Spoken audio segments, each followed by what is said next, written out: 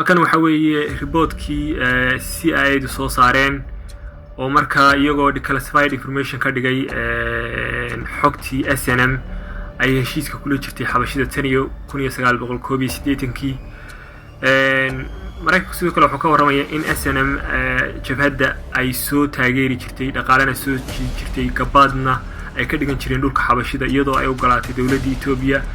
ujeedada Itoobiyana kaliya aysan ahayn inay majxaabiyaan jirtaanka dawladda Soomaaliyeed sidoo kale ay doonayaan inay mar walba cirib tiraan isirka Soomaaliyeed marka iyagoo cadawtinimadeeda guunka Itoobiya ka duulaysa ayay markaa SNM hoysiisay dhaqaalana siiyeen meel ay ku gabadaan iyo sidoo kale tababar ciidan iyo saanad military iyo sidoo kale dhaqaalana ay siiyeen iyagoo doonaya inay majxaabiyaan dawladdii ummadda qaranka Soomaaliyeed sidoo kale SNM waxay ahayd mashruuc dabcan dad shisheeya oo xabashiya ay wateen iyagoo arrinkana aad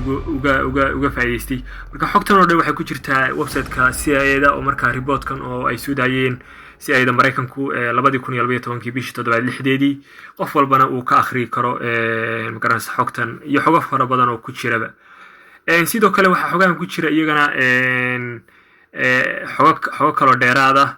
marka halkan waxay ku tusinaysaa magaranaysa sida dawladda Itoobiya marka ay u taageeri jirtay jabhaddii ayna gacan adagna ugu haysay marka mashruuca Addis Ababa tightly controls the movement of dissidents marka Addis Ababa maamulkoodu waxa ay si gacan dheeraada amba ay gacan dheer ay ku controlayaan dhaqdhaqaaqa jabhadda iyagoo marka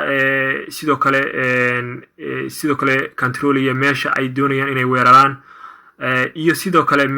xilliga iyo amba inta ay weerarkoodu soconayo oo dabcan calaashan meelaha weerarayeen waa meelihii uu joogay ciidankii qaranka ummadda Soomaaliyeed iyagoo markaas weeraro argagixina ku fulinaya ciidamada Soomaaliya marka waxay jabhad argagixisa oo ka dhana dawladnimada ummadda Soomaaliyeed iyagoo magaranayay miinooyin iyo magaranayay waxyaabaha kale xabashidu soo dhiibaanba ay u adeegsan jireen si marka ay ciidamada Soomaaliya xuduudda u khaqalgeliyaan halkaana marka ay xabashidu ay gelitaan uga hesho sidoo kale waxa reportkan Mareykanka sirdoonku uu sheegaya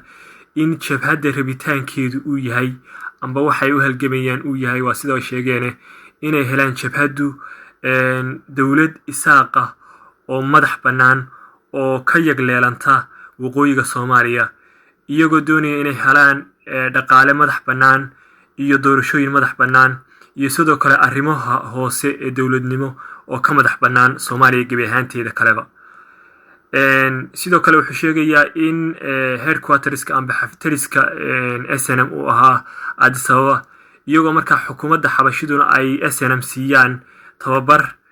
hub rasaas iyo sidoo kale dhaqaale ay ku taageeraan si markaa ay u majxaabiyaan dawladdii ummadda Soomaaliyeed ee markaa jirtay xabashiduna waa intay rabeen iyagoo hadafka xabashidu taageeridda SNM ay uga socoto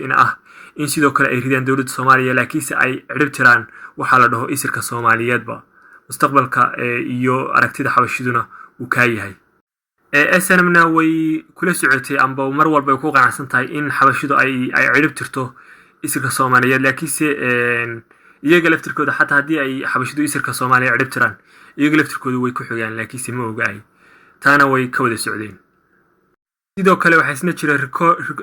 report labaad oo markaa sirdoonka Mareykanku ay soo daayeen isagoo markaa unclassified laga dhigay oo markaa dadku public ay akhri karaan page-kiisa afraad wuxuu isna ku sheegayaa in SNM ay weerareen markay soo galeen waqooyiga Soomaaliya ay weerareen magaalooyinka dhamaadkii May kadibna ay execute gareeyeen amba ay dileen dadkii dawladda Soomaaliyeed ka tirsanaa iyo sidoo kale dadkii ay uga shakisnaayeen inay SNM ka soo horjeedeen iyo sidoo kale dadkii ay uga shakisnaayeen inay dawladda raacsanaayeen waxayna ay dileen dadka ay laayeen ay u leynayeen qayb ka midana inay ayna isaaqba ahayn oo marka wax laali waxaan isaaq ahayn ay marka ay dhagtada dhiig u dirayeen sidoo kale waxay sheegeen reportkan sirdoonka Mareykanka wuxuu sheegay in xabal wadareed ay ku taalo burca kuwaasoo xabal wadareed qabuuraha xabal wadareedka amba toga weyn ee xabal wadareedka ay ku jiraan 70 iyo 70 qof oo markaa ahaa dadkii ay laysay jabhadda SNM report saddexaad aanan helin laakiinse xuseen jaamac youtube-kiisa aan kasoo helay isna wuxuu sheegayaa in inkastoo ay xabashidu ay si joogtaa ciidamada SNM u siinayeen hooy ay u siinayeen hub ay u siinayeen dhaqaale iyo gaadiidba kuwaasay ku taageerayeen SNM haddana SNMtu waxa ay noqotay mid aan si howlkarnima amba wax la taaban karo aan kasoo hayn dagaalkii ka dhanka ahaa ciidamada dowladda Soomaaliyeed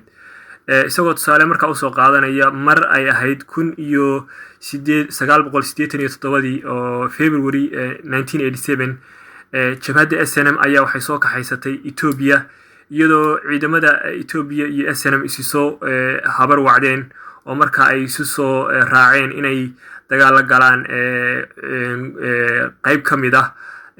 ciidamada militariga Soomaaliya oo markaa ay soo weerareen aaga Buuhoodle ilaa iyo isheegay Beledhiig taasoo markaa ay kala kulmeen jab iyo halaag taangiyo fara badanna laga qabsaday dad fara badanna laga laayay sidoo kale xabashidii iyagana aad baa loo laayay waxaan filayaa ilaa 25 maxbuus oo xabashiyana in bartaa dowladda Soomaaliya ay ku qabatay halkaana amba sheegay Chida Beledhiigna ay kala kulmeen amxaaradii iyo SNM labaduba ay ka soo gaadheen guuldarro aad u badan waa sida reportka uu sheegayo Mareykanka sidoo kale guuldarrada ku dhacday ciidamadii Ethiopia ee xabashida iyo SNM ciidamadii SNM ee beesha Isaaq guuldarrada 1987 ku dhacday waxaa lagu soo baahiyay wargeyska Los Angeles Times ee ariga Mareykanka laga leeyahay isagoo markaa wargeyskaas isna sheegay Somali troops ayaa waxay dileen ciidamada Soomaaliya ee qaranka Soomaaliya waxay dileen 300 oo xabashi ah dabcan ciidamada xabashida iyo SNM-na way isku jireen waxay kaloo ka gubeen 11 taangi oo markaa xabashidu ay lahayd oo markaa joogay oo soo weeraray calaashaan waqooyiga Soomaaliya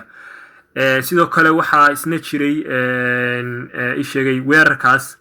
in uu ka dhacay gobolka ay dhaheen gobolka Togdheer loo yaqaan Togdheer region oo dabcan magaalada Beledhiig ilaa Buuhoodle areas waa gobolka Togdheer bay markaa ahayd waxay kaloo wargeyskaas sheegay in 25 maxbuus oo askari ah oo markaa dhaawacan ay qaateen oo markaa iyagoo maxaabiista ay qaateen sidoo kale Soomaalida dhinacooda iyaga 30 kaliya lagaga dilay Ethiopia ayaa waxay iyaguna beeniyeen in ciidamadoodu ay gudaha u galeen xuduudda Soomaaliya laakiinse in SNM iyo xabashidiis wadatay si xun loo jabiyay taasi waxa weeye waa mid hubaal oo xaqiijiyeen sidoo kale si ayaduna warkan wargeysku soo saaray iyaguna way xaqiijiyeen oo markaa guuldaradii yani ay la kulmeen sheegay SNM iyo xabashidu iyaguna taa waa xaqiijiyeen marka halka waxa ku tusinaysaa dabcan mar walba xabashida iyo dadkii isku dhiibi jiray amba maamulka SNM haadana ama cid kale haatee in mar walba halka u socdeen oo ahayd in Soomaaliya magaranaysa la kala jaro amba ummadda Soomaaliyeed la mujixaabiyo ma ahayn wuxuu cadaalad ka carar iyo magaranaysa sida ay markaa ku doodayeen xaqaduna ay tahay inay magaranaysa dawlad ay leeyihiin maamul qabiilkaas ay qabsadaan sidoo kale reportka Mareykanka uu sheegayo isagoo markaa waxa ay rabaan jabhadaas ama ay doonayaan waa inay helaan magaranaysa qabiil dawlad leh oo magaranaysa beesha Isaaqa oo markaa dhaqaalahooda iyo doorashadooda iyo maamul hoosaadkooda Soomaaliya ka madax banaan inay helaan tiina maanta waad aragtay doorashadu waa ta uu si ay xilliga qoraysay weeyaan oo markaa doorashada Soomaaliland ka dhacda ma aha yani mid dawlad waa mid beel ay leedahay gaari taana deenihiina marxaatiidin ku ah xisbiyada ka soo baxay oo dhan waa hal beel cidda qabsatana waa hal beel waa tii sidii uu Mareykanku sii sheegay sidoo kale Mareykanku report aad weyn waxay ku sheegeen in jabhadahan isku dayay inay majxaabiyaan dawladda Ethiopia inayna ahayn jabhada bedeli kara siyaad bare maamulkiisa sababtoo ah wiiri ma garanayaan hanaan dawladnimo sidiina way noqotay marka maaha wax shaqeynaya bay dhaheen nidaamkan jabhaduhu haddii ay xataa dawladda ay meesha ka saaraan sidoo kale iyaga laftirkooda meesha kuma wada heshiin doonaan buu reportku sheegaya sidiina way noqotay iyaga laftirkooda meesha kuma wada heshiin jabhadihii way cuneen oo midka kale ayuu la dagaalamay sidoo kale dadkiina way laayeen oo wadankii waxay u horseedeen qalalaase iyo hoog iyo halaag marka taana runtii reportku sii odorosay dabcan way ku saxnaayeen laakiinse waxyaabaha la yaab kale ay markaa ka qoreen weeyaan oo maanta rumoobay